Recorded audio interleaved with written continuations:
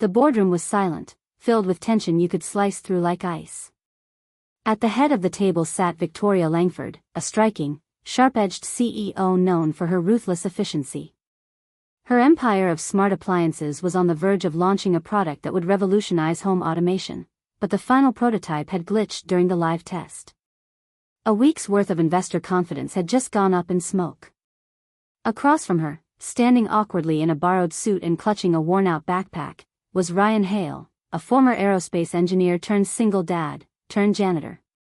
His resume, once gleaming with NASA credentials, now read like a tragedy. He had taken the janitor job at Langford Tech 6 months ago, not out of choice, but to feed his 7-year-old daughter, Mia, after losing his wife and career in the same brutal year. Victoria smirked as she glanced at him. "So, my CTO thinks you can fix a bug that 3 of my top engineers couldn't crack in 48 hours? Ryan didn't respond to the condescension. He just looked at the device, Langford's prized AI assistant, Nora, glitched out and blinking. "She has potential," he said calmly. "But her neural interface is cycling itself into a logic trap. You're forcing emotional response pathways to activate without proper human context." Victoria raised a brow. "And you figured that out by mopping the floors?" Ryan stepped forward and unzipped his backpack. He pulled out a tattered notebook filled with handwritten code, sketches, and algorithms. "I've been studying her system at night," he said quietly. "Every time I emptied the trash in R&D, I saw something missing. She's smart, but she's not human smart." One of the engineers scoffed. "And what do you know about intelligence?" Ryan's voice didn't rise. "I know what it's like to explain grief to a child who just lost her mother. I know how to answer questions Alexa can't. I know what it means when intelligence meets empathy." Victoria's smirk faded slightly. He walked over to the main console. "Give me 10 minutes."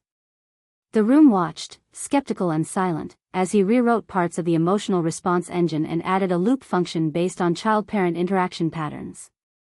The lights flickered. Then Nora blinked. "Hello, Ryan," the AI assistant said in a soft, human-like tone. "Would you like to talk?" Everyone in the room froze.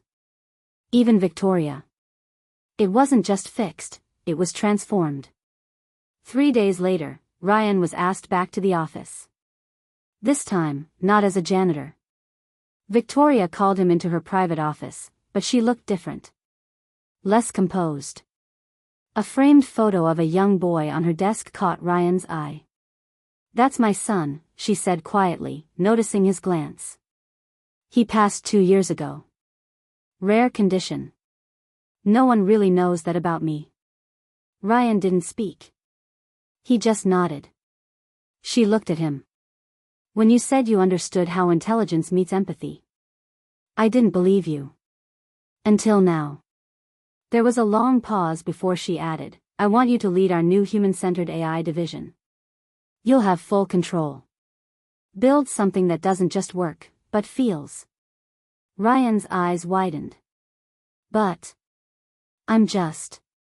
you're exactly what this place needs." A year later, the new version of Nora was in hospitals, schools, and homes. It didn't just take commands, it understood pain, joy, confusion, love. It was changing lives. And in a small classroom in Brooklyn, Mia stood beside her dad during a show and tell presentation. Her voice was proud and bright. "My dad made a robot that knows how people feel, because he never stopped caring, even when no one saw him." Sometimes, brilliance isn't found in boardrooms or glowing degrees, it's found in quiet resilience, in those who never stop trying, even when the world stops noticing. One act of recognition, one chance given, can change everything, not just for one man, but for all of us. Because true genius isn't just about what you know, it's about what you feel.